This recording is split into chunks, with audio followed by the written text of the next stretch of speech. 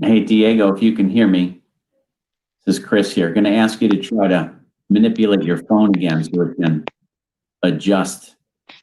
Right now, your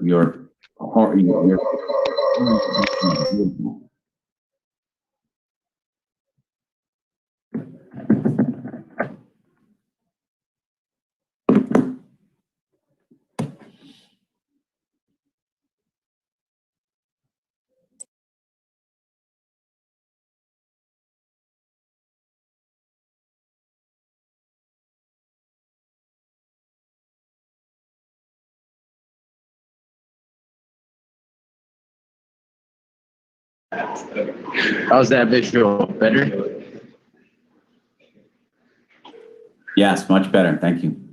All right, I'll go back to mute, correct? Please. And to any members of the press, if you can hear me, just standing by for one more participant to join, and then we'll get started. Thanks for your patience.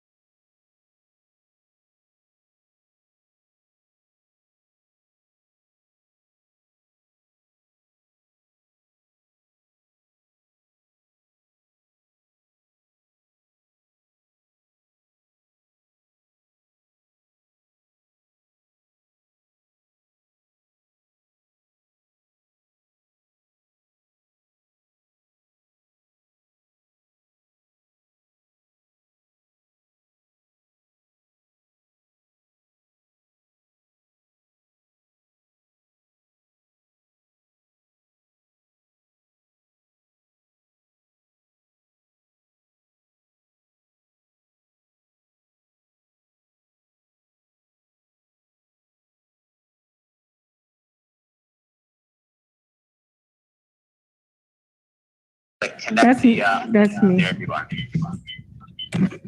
Okay. I'm trying to clear the camera off a little. There. Okay, how you doing, Leonard? This is Chris de Blasio here. We're actually open live to the press on audio. They don't see us yet. We'll just get your camera situated, and then we can begin. Actually, does he want Juan right now? Huh? Does he want Juan here right now? Yeah, well, your Juan's right here. Juan's right here too. Oh. Yeah, that's terrific. Raymond, if you're ready. Corey, if you're ready. And yep. Leonard, we can get started. Ready? Sounds good. Okay, guys, thanks. Go ahead, Raymond. All right. Hello to the members of the press. Greatly appreciated as we get set for a big night of Showtime Championship Boxing on Showtime pay-per-view.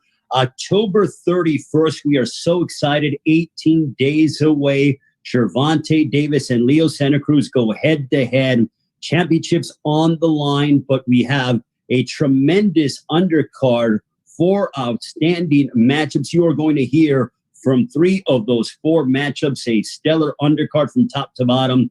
On October 31st, it's all brought to you by Mayweather Promotions, along with TGB Promotions, GTD Promotions, and also Santa Cruz Boxing Club. We go live on Halloween night from the Alamo Dome in San Antonio, Texas, 9 Eastern, 6 Pacific time. And again, when you talk about a pay-per-view, Showtime, once again, along with Premier Boxing Champions, is delivering a tremendous night of boxing. We saw it last month with the Charlo doubleheader pay-per-view. What a card. 6 outstanding fights. On Halloween night from the Alamo Dome, you get 4 compelling matchups coming your way. One of the promoters involved, I mean, this man has been there and done that over and over and over again. He's my dear friend. And when we talk about levels to this business, he certainly knows what it's like to rise to the occasion. Ladies and gentlemen, please welcome the CEO of Mayweather Promotions, my dear friend, Mr. Leonard Ellerbe. Thank you, Ray. Really appreciate that. I'd like to thank everyone for joining us today as we introduce this very, very talented undercard that's featured on the Gervonta Davis versus Leo Santa Cruz undercard on Saturday, October the 31st. Wow, what a tremendous undercard. In the opening bout, we have Diego Magdaleno taking on Isaac the Pitbull Cruz. Oh, that should be a terrific lightweight matchup. And then we move on to the former unified champion, Regis Prograis. He'll be taking on none other than Mayweather Promotions' own Wanda Heraldez, and that will be a very, very exciting bout. And then we move on to the co-main event, WBA super lightweight champion Mario Barrios. He's going to be in a very, very exciting matchup, and it's the all-Texas showdown. He'll be taking on Ryan Cowboy Carl, which, again, is a tremendous matchup leading into the main event, other than Gervonta Tank Davis taking on four-division world champion Leo Santa Cruz. Again, we have a terrific undercard leading into the very, very exciting main event come Halloween night. Thank you very much, Leonard. Greatly appreciate it. You could tell he's done this a time or two. And Leonard, I'm looking forward to seeing what you have when it comes to your suit game on Halloween night. You know, his suits are always impeccable. But let's get into some of the fighters that are going to be involved, the part of this undercard. And listen, I think this undercard is tremendous, as Leonard pointed out. We're going to start off with our lightweight eliminator fight featuring Isaac CRUZ and also Diego Magdaleno. Don't forget also for the medium, if you want to ask questions, use the raise hand function. So do that. It is on the bottom right hand of your screen. Use the raise hand function if you want to ask questions. But I'm going to go ahead and start off with Diego Magdaleno, first of all, who is coming off a win over Austin Dulé back on February 15th in Nashville. Diego, it is great to talk with you once again. Always a pleasure. You know, you are with Bones Adams for the second straight fight. First of all, can you tell us about, the chemistry that you have with Bones Adams? This is your second fight together, but you've known each other since you were 9 years old. What is that like, and how special is that to be able to work with a trainer who understands you? Well, let me tell you, it's a family affair, family business. Bones is family to me. And going into every fight, being a mature old man is what they're calling me nowadays. It feels good because I know where my priorities are. Diego, what was that victory like over Austin Dulé? You went ahead and got the knockdown in the 12th round. And how big was that victory for you to be able to get back in the win column? Well, it was huge because my last teammate, or my last team that I had was pretty much calling me saying, oh, you're old, you're washed up, you're done. You know what I mean? So I went back and I didn't like that idea. I went back and I rejuvenated my whole team. So rejuvenation over here is Bones Adams. So taking that away, you're never too old to be better, and that's where we're here. We're here to do this and serve ass whoopings to the young guys, because the last opponent they thought was 24 years old coming over an old man, and I proved the world different. Now everyone's believing again in Fuego. Now I'm gonna start this show off with some fire. They had me lined up first on a stacked card, and I'm ready to get in there and give it my all, because they pushed this fight back way too many times, and I'm ready now. And I feel like Diego Magdaleno could fight tonight if he had the opportunity to do so. Let's talk to the man who's going to be standing across the ring from him on Halloween night in Isaac CRUZ. He has a 66% knockout percentage, known as the Pitbull, Isaac CRUZ. Isaac, thank you so much for joining us. Give me your thoughts on fighting in an eliminator fight against someone who has fought some upper and world-class competition in Diego Magdaleno. Martin Batter will go ahead and translate for us. Martin? Thank you, Ray. Bueno, Isaac, lo que Ray quiere saber es que nos cuentes tu opinión, tus pensamientos sobre el pelear contra Diego Magdaleno, que es alguien que ya ha tenido peleas de mucha categoría, que tiene experiencia. No es un peleador fácil, es un peleador que tiene mucha experiencia, pero nosotros nos estamos preparando para salir avante con esa experiencia que Diego tiene. He's definitely not an easy fighter. He's got a lot of experience, but me and my team were ready to take advantage of the experience that he has and use it for our purposes to be able to prevail in this fight.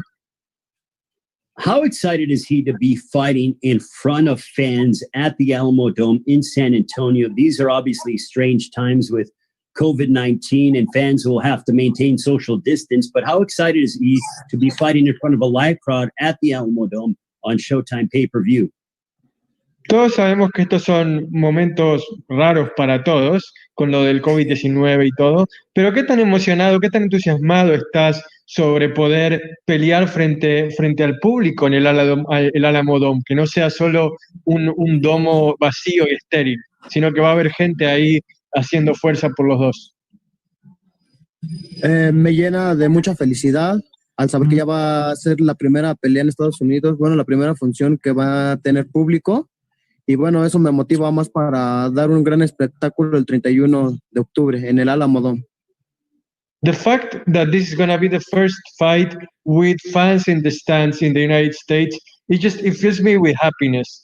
And it motivates me even more to give my best at the Alamo Dome on October 31st. All right, thank you very much to Isaac CRUZ. I will turn it over to Showtime's own, does a wonderful job in the communications department, Chris de Blasio, who will go ahead and designate questions from the media. Chris? Thanks, Ray. We'll go to our first questions from Salvador Rodriguez. Salvador, you will unmute and you can ask your question. Muchas gracias. Thank you, everyone. I'm saying hello to Chris, to Ray, obviously Leonard, and Isaac and Diego. First of all, for Leonard, how many people do you expect in the arena, Leonard? Do you have any specific number of how many capacity will be in the Alamo Dome or not? We're anticipating in upwards of over 10,000 people. Okay.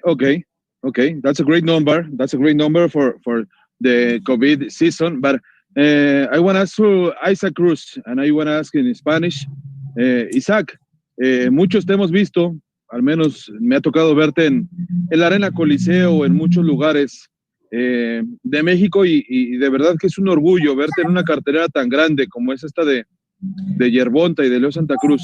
Te quería preguntar, Isaac, ¿tú sientes que pronto, que esta es la oportunidad de dar el manotazo sobre la mesa y demostrarle al mundo que eres un chico que mucha gente habla de Ryan, mucha gente habla de Devin, mucha gente habla de Teófimo, pero es la oportunidad de decirle al mundo, ok, también hay un Isaac CRUZ en México que puede dar ese tipo de peleas en el mundo actualmente? Banca un segundo, Isaac, un segundito que traduzco la pregunta y después respondes, ¿sí?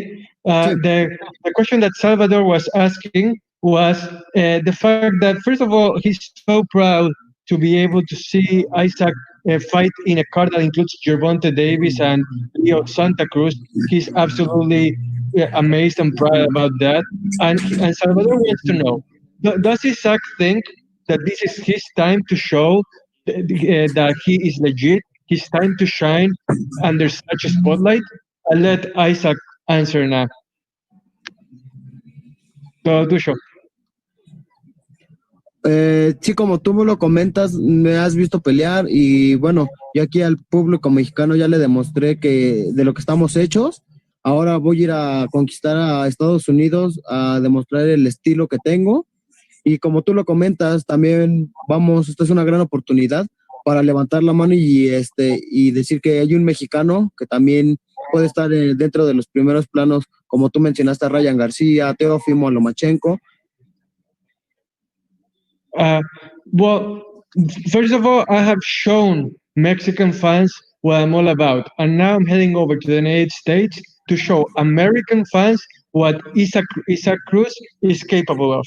And just like you mentioned, because you have seen me fight, is the fact that I can show what I'm capable of and raise my hand to be a contender of the likes of Ryan Garcia and Lomachenko, and show people that there is a Mexican fighter, another Mexican fighter that can be a contender making noise in his division. Finally, I want to congratulate you for the big event. This is the biggest event in boxing right now. So I want to congratulate you, and I hope to see you soon. Thank you so much. Muchas gracias, Salvador. Appreciate it. Our next question from Jeremy Herridges with Fansided. Jeremy, go ahead. Hi, this question's is Diego on the line?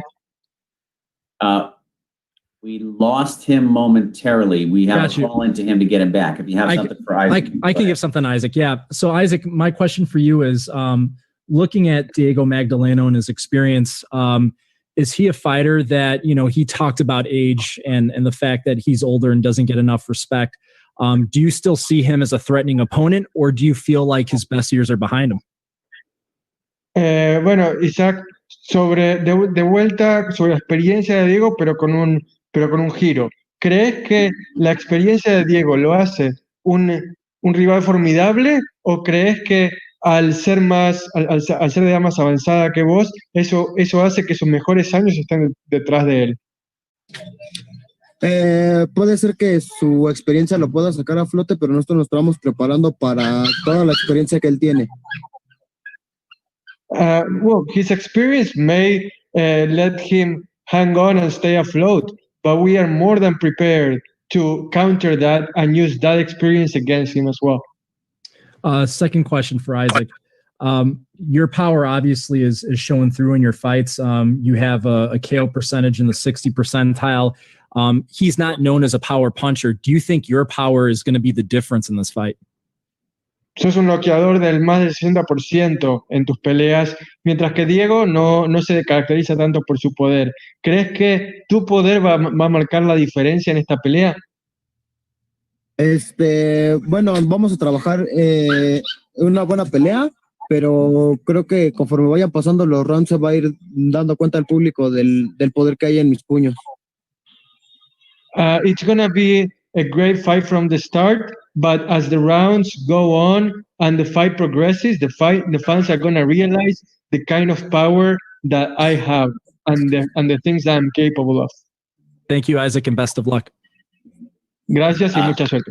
Hey, Jeremy, it looks like we have Diego back on the line. If you want to try for your question for Diego. Sure. Diego, it seemed like you had a lot of passion and when you were talking about things that have been said about you and your age. Is that something you were hearing specifically from members of your own former team? And specifically, what were some of the things that were said? Well, yeah, definitely. I mean, I'm surrounded by people who want me to progress. You know what I mean? Because if I believe in myself, I want my team to believe in me. And I felt that team back there didn't believe in me. That's why you guys saw what happened in that Teofimo fight. So I've learned a lot, and that's what happens. I learn from my mistakes. So moving forward, I have positive gym vibes. I have a great coach who's been in the ring, who knows me personally, and that takes a lot, you know, for a fighter. It's not one thing for a coach to be halfway in Japan and then show up fight night and expect to be within, you know, your fighter, be mentally with him. It's those are big mistakes that, you know, me as a fighter, I want to train, I want to get in the ring and do my job. But now I put things in perspective, and I've definitely made it.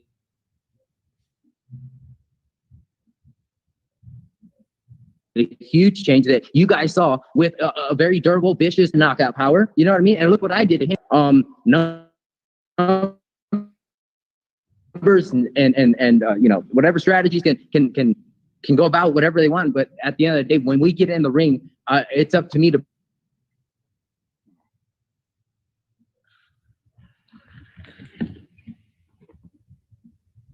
prove everyone wrong like I did my last fight. And I have a great start to 2020, and I'll be one of the first fights with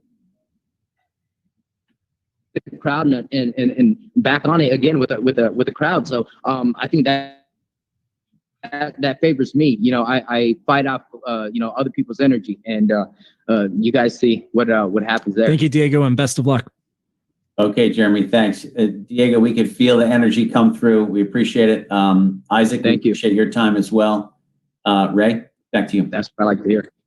Thank you very much, Chris. Greatly appreciate it. Let's move on to our next matchup as we have a sensational, going ahead and looking at a sensational second bout in the super lightweight division. Look, any one of these fights could very well be a main event in terms of any other show, but we bring these 4 fights together on Showtime pay-per-view on Halloween night. And incidentally, if I'm corrected, this is the 3rd fight that Showtime is going to be having at the Alamo Dome or be broadcasting from the Alamo Dome. You recollect September of 1993, Julio Cesar Chavez pronounced Sweet Pete Whitaker.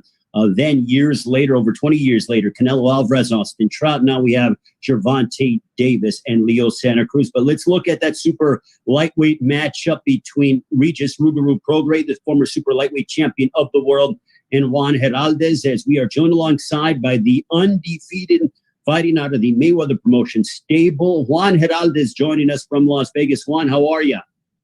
Doing great, man. How about you? I'm doing fantastic. Juan, first of all, I want to ask you, you've been away from the ring since May of last year, that draw against Argenis Mendez. But what have you learned since that draw as you go ahead and apply that to your big matchup against Regis Prograis on Showtime pay-per-view? I learned just as far as take control more of the fight and don't let nothing sway, leaving it in the judges' hands, like 50-50 rounds, and just take all the control I can take over it. And also, as you look at this fight, I'm looking at some of the odds, and I know you probably don't pay attention to them, but they have Regis Prograis as the favorite in this fight. Does that motivate you? Does it bother you? Do you feel like you're being slighted a little bit in terms of what you've been able to accomplish in your career? I mean, on paper, he has more stuff on paper, but when it comes to skills inside the ring, it's a whole different thing. I mean, anybody can say how this and that, but at the end of the day, skills pays the bills. You know what I'm saying? Juan, we look forward to your matchup, and I will turn it over to the former super lightweight champion of the world, Regis Rougarou Prograis.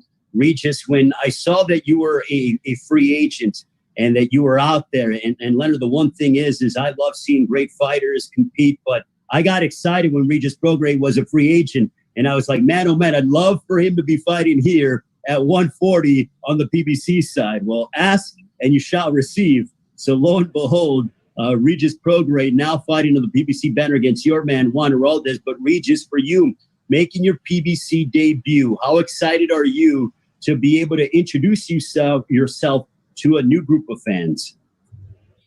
I'm very excited, man. You know what I'm saying? Like I've been wanting to come on this side for a long time, and it's finally happened. On this type of card, like I'm very excited. Like it couldn't have happened like better for me, basically. Everything is happening. Everything usually happens like just always when something bad happens, something good always happens off of that. You know what I'm saying? So this is like perfect. It's like right there. I'm in Katy, Texas now. It's right there in San Antonio, which is a 2-hour drive away from me. A big fight town, and we having fans. This is the first fight that's gonna have fans now. So I'm super excited about this. I really can't wait. This training camp is kind of winding down now. After this next week, it's gonna start winding down, and I'm just excited to first off to be back, to be fighting on this card so big.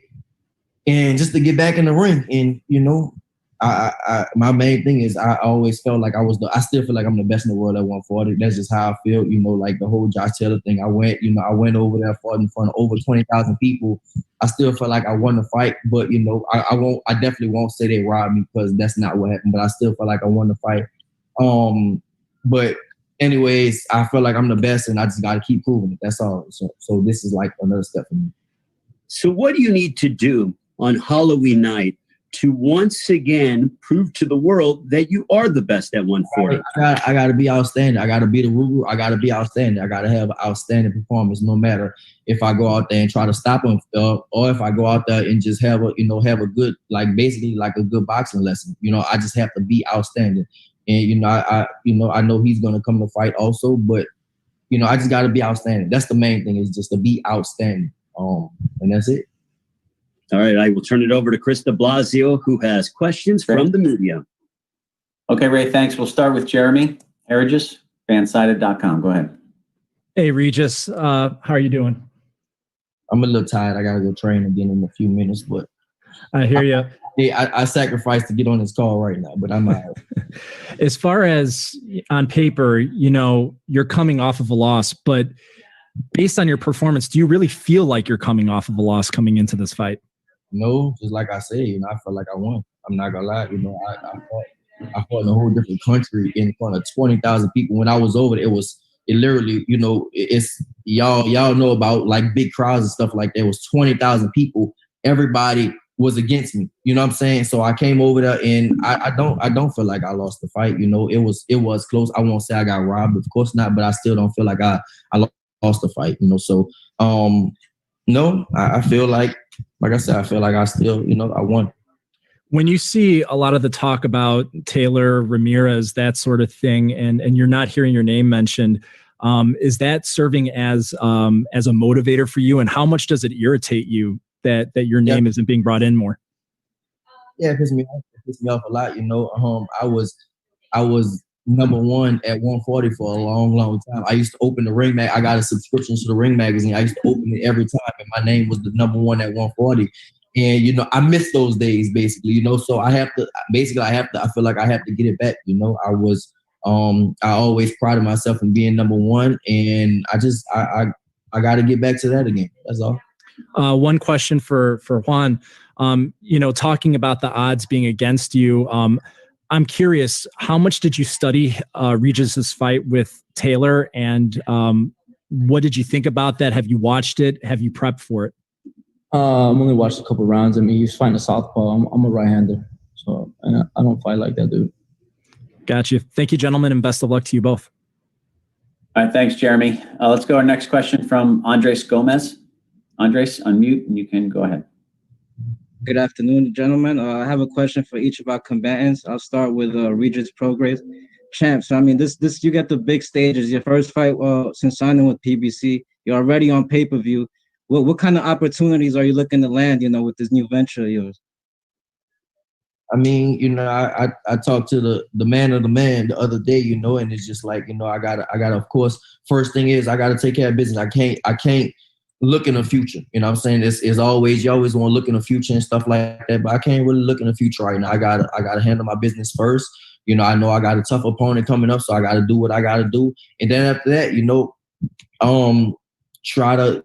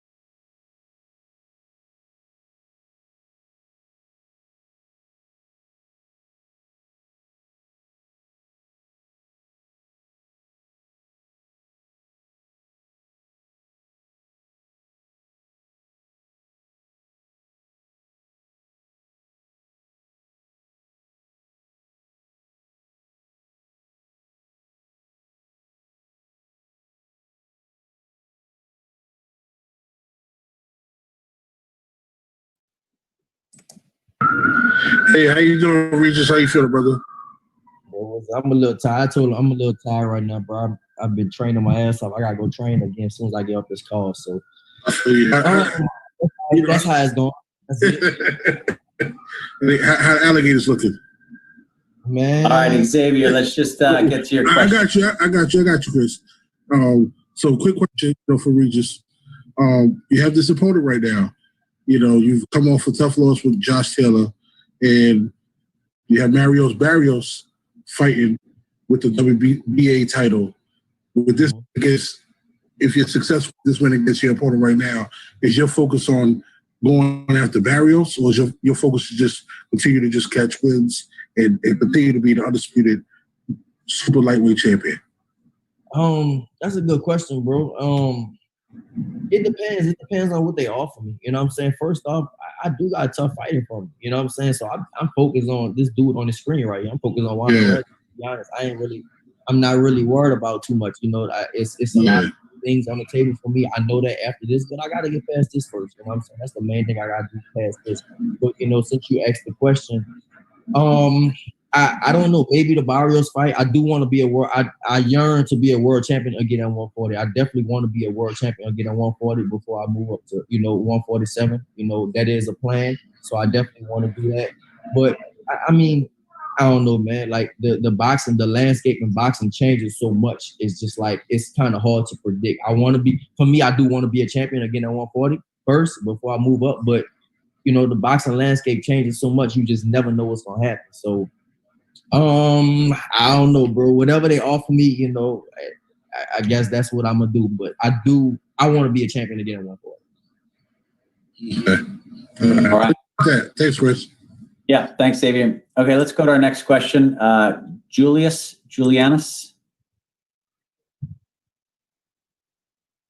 You can unmute, Julius, and ask your question. Hi. Hi, ladies. I have heard that you and Leonard have said that you want to make a statement with this fight and send a message to the top guys of the division. Which one is the top guy you want more to hear the message? Bronner, Progress, Taylor, Ramirez? Which one is the one you want more to fight after all this? Bronner? You actually mentioned me. You said Progress. I can't send a message to myself. But whatever. Who is the number one super lightweight? It was hard to understand, but I understood. But who is the top guy? I feel like I'm the top guy, bro. But to who send a message, you know what I'm saying? I just want to be a champion again, whatever they set up for me, bro. They got a lot of they do have a lot of people out there right now. You got Broner, you got Josh Taylor, you got Ramirez. I always feel like me and Josh Taylor, we're gonna fight each other again. No matter what, we have to fight. The fight was just too close. It was too much of a big deal. It was too much of an event out there in the UK for that fight not to happen again. So that fight definitely has to happen again. Ramirez, I definitely always want to fight him. I feel like he ducked me for a little while, and then I went in the tournament and stuff like that. So in the Broner fight, I think that's definitely gonna be a huge fight. So all those names, all the names you named, that's who I'll kind of be looking for. But one step at a time, just like everybody keep asking me, it's one step, one at a time, and it's Juan Herrera that's first. Thank you very much, Edis. Okay, thank you. Let's go to Carlos Toro. Carlos, go ahead. Thank you, everybody. Thank you, gentlemen, for taking time to talk to us. First question to Juan. Obviously the 140-pound division is just loaded with talent, not just with the champions, but with the contenders and the number of prospects that are rising up. How much of this fight do you kind of look at it as not just a way to get a win over a top guy such as Regis Progress, but also just kind of make a statement and announce yourself to the 140-pound division, especially coming off of the fight against Argenis Mendes? Honestly, after this fight, I think everybody would be in fear of me at 140. It's probably a little harder to find me a fight after this fight with Regis. Regis, just real quick, obviously the fight against Josh Taylor, very, very close, very competitive fight. in the year that you spent sort of looking back on that fight, was there something that you kind of thought to yourself, okay, that fight maybe showed me there was a couple of things that I need to work on a little bit more? And do you think that we should expect to see maybe some alterations to your game or anything that you may have improved in the year since that fight? Yeah, for sure. Yeah, I definitely, I need to improve on a lot of things. I mean, I'm not gonna lie. Like going to the fight, I question myself if I can fight 12 hard rounds. Go to war for 12 hard rounds, and I did it. I only did 12 rounds before against Terry Flanagan, but that was a boxing lesson. I didn't really do 12 hard rounds, But with me and Josh Taylor, we fought 12 hard rounds, So it was kind of a question in my head. Now, now I know that I can fight for 12 hard rounds, and believe me, Josh Taylor's a very, very big puncher, and I took his punches just like it was nothing. And as far as like things I need to work on, I guess we'll see. But I've definitely been working. It's crazy because I actually had like 4 fights that fell out. So I kind of been in training camp this whole time since before the corona started. I kind of been in training camp. I had a lot of fights that just basically didn't happen. So I mean, I've been working the whole time, working on a lot of different things, and I've been busting my ass. Like I said, my thing, I yearn to be back at the number 1 at 140. And I'm gonna do whatever it takes to get to that number 1 spot again. And speaking a little bit on the training that you've had throughout this year, obviously in preparation for this specific fight, how much of it did you have to sort of do or adjust as far as balancing how much you have to train to avoid maybe overtraining? Because as you mentioned, you've been training a lot throughout the whole year because, there have been fights that you were supposed to have, and for one reason or another it didn't happen. So how much of it for this camp did you have to sort of think to yourself, okay, I should probably rein in a little bit just to avoid overtraining? Not really. I mean, they got overtraining, bro, but when training camps, I kept training the whole time. I kept training, but training camp is always different, So when I'm not training, I probably train like once or twice a day, and when I'm in training camp, like 3 to 4 times a day. So I had breaks and stuff like that. So it wasn't like I was training, the whole time without any breaks. I took some trips. I traveled. I had to go to New Orleans a few times. And I did some little trips to rest my body and stuff like that. But for this particular fight, it was I trained. I think it was like 8-9 week training camp. And that was it. Thanks, Regis, and thanks, Juan. Best of luck to the both of you come October 31st. Thank you. Okay, thank you to Regis, and thank you, Juan. We appreciate it. Thank y'all, man. Have a good one. Ray, back to you. Thank you very much, Chris. And just to go ahead and button up that matchup, we can't forget Juan Heraldez was victorious over Jose Miguel Borrego back on the undercard of Mayweather-McGregor. Looked outstanding. Borrego was wiping through opponents, and Juan Heraldez went ahead and got the victory by unanimous decision victory. Also, he stopped Eddie Ramirez on Showtime Countdown Live on the YouTube digital platform. And for Regis Prograis, he is a veteran of the Showbox series. He went ahead and became a world champion following being with that series. And again, just going to add to the long list of fighters who have fought in Showbox and become world champions. Now let's talk about a world championship co-main event that'll come your way on Halloween night on Showtime pay-per-view.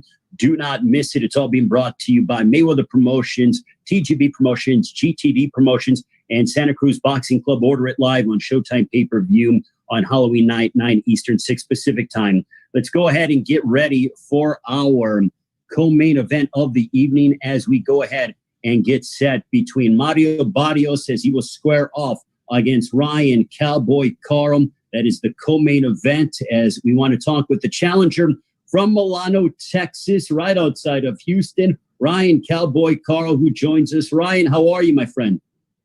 Hey, man, I'm doing great. Hope you're doing great, too. We're doing okay, safe and sound. I love the hat. Ryan, for you, this is your first world title shot. You've won 3 straight. It's an all-Texas showdown coming up on Halloween night. How excited are you, and what does this mean for you to be fighting for the world title in your home state of Texas? Well, I'm very excited, It's a big fight for me. It's what I've worked my whole life for, essentially. And so it's just it's a big deal. It's surreal. to an extent. But we're very excited. We're working very hard. We're going to make the best of it. I'm putting in the work. And it couldn't be better that it's in Texas with fans. It's going to be a big Texas showdown. Ronnie Shields is one of the most accomplished trainers that boxing has ever seen. He's been in there. He just cornered Jamal Charlo last month in his victory over Sergey Derevyanchenko on Showtime pay-per-view.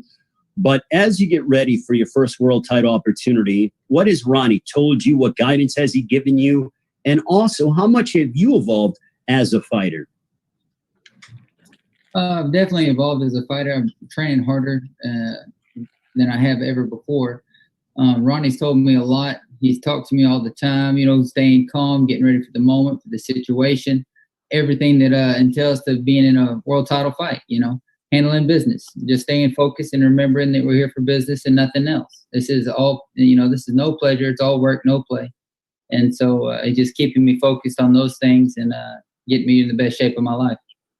All right, we're very excited about your world title matchup on Halloween night. Let's talk to the man that will be standing across the ring from you, your adversary from San Antonio, Texas. He's undefeated, 25 years of age, having come off a win over Batir Akhmedov. From the Alamo City himself, Mario El Azteca Barrios. Mario, how are you? How excited are you? The last time you fought in San Antonio was March 10, 2018 on Showtime Extreme when you defeated Yuri Bernardo at the Freeman Coliseum. Now, Halloween night, just over 2 years removed, you're coming back for your first world title defense against Ryan Carl. How amped up are you for Halloween night on Showtime pay-per-view? First of all, Ray, I hope you're good. We're just talking and everything, but man, I'm super amped. This type of fight. Me and Ryan have known each other forever. Both of us know the type of styles that we bring. So I know, for the fans in attendance at the Alamo Dome, they're in for a great fight. And it couldn't be better, that this is gonna be one of the first ones with the crowd. And just knowing that I'm gonna have my first defense in San Antonio, that's huge. The amount of feedback that I have gotten back, leading up, to today, it has been incredible. So I know, come fight night, I know, Cowboy's gonna have, his fan base, because he's a Cowboy for a reason, and and then it's gonna be an exceptional night of boxing. Mario, are you excited about the fact that, Ryan Carl is an exciting fighter? He loves to come forward and throw a lot of punches. Does that get you excited knowing that it's not going to be hard to find Ryan Carl? And what I know about you is that you love those toe-to-toe exchanges at times. I'm sure it drives Virgil Hunter and Bob Santos kind of crazy a little bit when you do that, but does that get you fired up knowing that you are not going to look and it's going to be very easy to find Ryan Carl? Yeah, no, again, man, me and Ryan have known each other for a long time. We know each other's styles very well, so I know come fight night, I'm expecting to face the best version of Ryan Carl that I have seen. And I know he's training, the same way, like I said, it's going to be an action-packed fight, and the fans will not be disappointed with this one. I'm sure the Alamo Dome is going to be rocking as I will once again turn it over to Chris de Blasio with questions from the media. Chris? Okay, Raymond, thank you very much. Let's start here with Xavier Porter. Xavier, you're up. All right, thanks, Chris. I appreciate you. Mr. Barrios, congratulations on this fight right here, defending your title. Do you feel if there's any hometown pressure on you coming to this fight with regards to your opponent? No, I don't feel no pressure. Every time I have fought back home, the energy is unreal, and if anything, it's more motivating. Okay. With regards to your sister, because we know she's a great boxer herself, can you discuss the relationship as in regards to boxing progressing each other's career? Yeah, no, I mean, my sister's staying busy right now. Things are kind of put on hold because she's busy being a part-time teacher with the whole at-home schooling. But whenever I get back, I'll be able to help her out with that. Get her back in the gym and everything. So I mean, she'll be back in the ring soon. Good luck on your fight, man. Thank you. Thanks, Xavier. Let's go next to Jeremy Herridges. Jeremy. Hi, Mario. Looking back at your fight with Akhmedov, obviously it was a war. Looking back in that fight, I'm curious to hear maybe have you watched it? How many times have you watched it? And what were the primary things you learned from that bout? Yeah, I mean, we watched a couple times. It was a hard fight for my family to watch, but I mean, at the end of the day, I'm a fighter. I'm a warrior, and that's what I showed in that fight. We made all of the necessary changes that we felt we had to with this camp, and I'll be able, to show those changes come on the 31st. Do you feel like that fight gave you that experience of what it's like to be in a war? And do you think it added more to you than took away from you? Yeah, no, for sure. Every time I look at that fight, I was telling Ray, I'm super happy, that I'm very proud of that fight. We were able to take away a lot more than we had initially expected.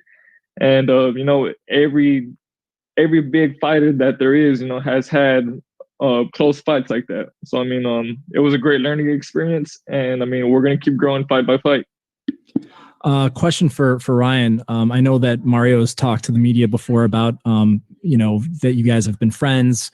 Obviously, that you guys go way back. Is that a bit of a double-edged sword, knowing each other so well? That I know his style so well, but he knows mine as well. And how do you kind of work around that? It really doesn't change anything for me. I've known Mario forever. It's good. I consider him a good friend, and it's all business. As far as knowing each other's styles, we've never been in the ring with each other. We can just kind of guess at what we're going to do inside the ring and what we think is going to happen or the way we're going to fight. But we really won't know until we're in there with each other. And so as far as that goes, I'm not real worried about it, to be honest. Gotcha. Thank you, gentlemen, and best of luck. Thanks, Jeremy. We're going to go next to John Whistler, representing the hometown, San Antonio Express News. John, go ahead. Mario, how you doing? Good, John. How are you? Yeah, I just wondered if you knew that if you win this, you would be the first San Antonio world champion to defend his title. I actually didn't. But I mean, that's going to make it, even better. Yeah, Leal was not able to do it. John Michael or Robert Quiroga, they all lost their next fight. So that's got to be pretty exciting for you. Yeah, no, of course. I mean, I'm gonna do whatever it takes. Come fight night to keep the world title in San Antonio. Let me ask both of you guys, what kind of fight do you expect? Ryan, start with you. What kind of fight do you expect, Mario? A slugfest, a boxing match?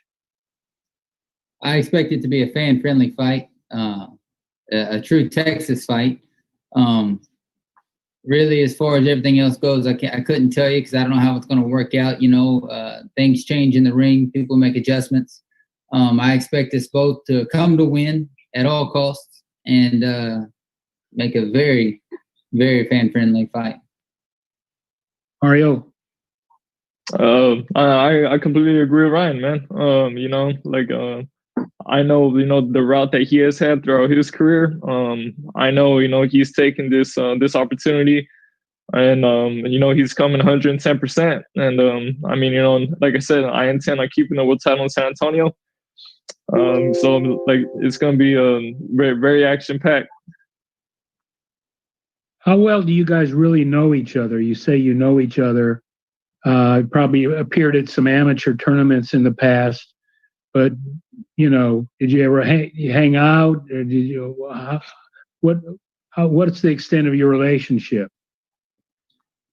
Well, friends, man. I mean, we support each other. We've been on the same cards plenty of times throughout our pro career. I have tremendous respect for his family, his team, and vice versa. Yeah.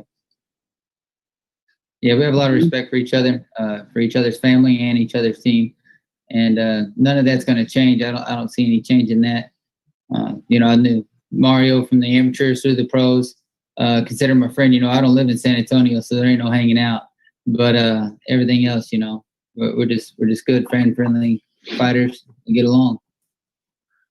Mario, you probably expected your first fight as a champion in San Antonio, packed house, 30, 40,000. It's not going to be that. Is that going to be any kind of a letdown with a smaller crowd because of the COVID? No, if anything, I mean, it turned out better than, I expected. I was expecting my first title defense, to not have a crowd, so just the fact that it's in San Antonio with, I think 11,000 people, it sounded better to me. Okay, thank you. Thank you, John. That'll be great to see that crowd in San Antonio when we get there. Let's go to Carolina Teague. Carolina is with Sports Radio in San Antonio. Hi, guys. This question is for Mario Barrios. Hi, Mario. Hi. Hi. I have a question. I know that you are going to be back in San Antonio fighting. Are you concerned about about COVID-19 getting in the way of this fight? No, I mean, I think we dealt with the whole COVID thing enough. This fight was supposed to happen like back in May. It's been pushed back a couple times, but I think now it's pretty set in stone that we're gonna get rocking on the 31st. Good. Same question goes to Carl as well. Are you concerned about anybody from your camp in regards to COVID-19 as well? No, we've taken it pretty serious. We're social distancing and we're working hard to keep to ourselves and to keep washing our hands and keep our mask on. And so I'm not real worried about it as far as interfering with the fight or interfering with the schedule at all. And last question is for Mario. When I know you did an article recently with Boxing Scene, and you said you were, wishing that this fight would have happened in Texas. When you found out that it was going to be at the Alamo Dome, how excited were you? I was very excited. I think I actually broke the news a little bit early, a little earlier than I was supposed to. But I couldn't really keep the news to myself. And like I said, man, the amount of feedback that I have gotten since then it's been crazy. So I mean, I'm expecting as packed a house as it can be. Awesome. Thank you guys so much. I wish you guys the best of luck. Thank you. Thank you, Carolina. Let's try Andres Gomez here. Andres? Good afternoon, gentlemen. Thank you, Chris. I have a question for each of our combatants, starting with Mario. Your nickname at Azteca, I noticed you got the tattoos. You take a lot of pride in that. How much does it mean to you, to honor that culture and your heritage on a major pay-per-view platform like you will on October 31st? It's huge, man. Especially right there, with Dia de los Muertos. It's gonna be a very proud day. Right. And for Carl, you being from Houston, which is outside, obviously, of San Antonio, do you feel extra pressure or is it motivation going in, knowing you'll be going against the fans and a guy that gets so much love like Mario? I don't feel any pressure at all. I don't feel any pressure for this fight at all. I'm going to come in prepared. It really makes no difference to me if we were fighting in San Antonio or where we were fighting for the actual fight. It's nice to be in Texas because I'm a Texan and I'd like to stay here forever and never have to leave. But, when it comes down to it, I don't have any pressure at all for fighting anywhere in front of anybody because nobody else is in the ring but me and him. So it doesn't really matter how they feel in the end, in my personal opinion. All right. Thank you, guys, and look forward to seeing this fight. Okay, Andres, thank you very much. Let's go back to you now. Ray? All right. Thank you very much, Chris. Greatly appreciated. Again, thank you very much to all of the fighters, Ryan Carl, Mario Barrios, along with Regis Prograis, Juan Heraldez, Isaac CRUZ, and Diego Magdaleno. That is the undercard on October 31st. We have a tremendous card from top to bottom on Halloween night, and it's all headlined by Gervonta Tank Davis going head-to-head against Leo Santa Cruz on Halloween night, 9 Eastern, 6 Pacific time, all brought to you by Mayweather Promotions, TGB Promotions, GTD Promotions, and Santa Cruz Boxing Club. We look forward to more previews and more analysis as we get closer. We are 18 days away from Davis and Santa Cruz, this outstanding night of boxing. You do not want to miss it from the Alamo Dome down in San Antonio. Great to have fans back, and hope all of you will be watching at home on pay-per-view if you can't join us in San Antonio. Have a great one, everybody, and we look forward to talking with you very soon as we get closer to Davis and Santa Cruz live on Showtime pay-per-view on Halloween night. Take care, everybody. Okay, thanks, Ray. Thank you, Corey.